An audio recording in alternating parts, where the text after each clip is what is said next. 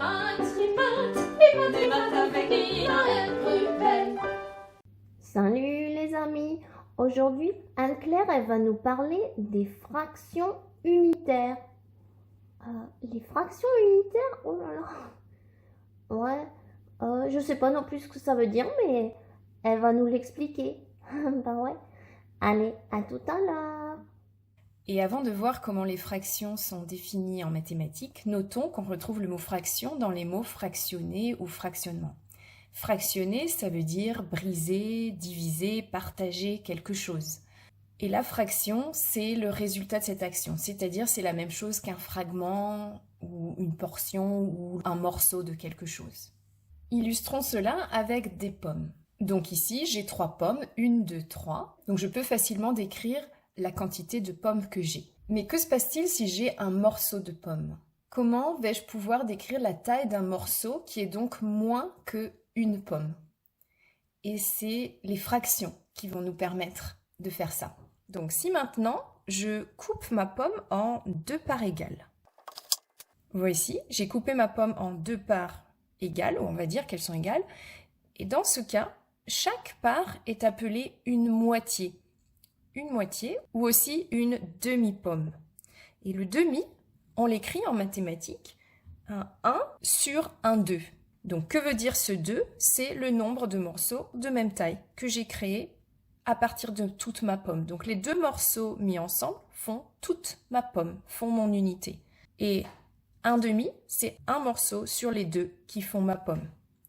Donc le mot demi, on l'utilise très souvent. On va parfois acheter une demi-baguette ou on va parler d'une demi-journée ou d'une demi-heure. Tout ça, c'est une moitié de baguette, de journée, d'heure.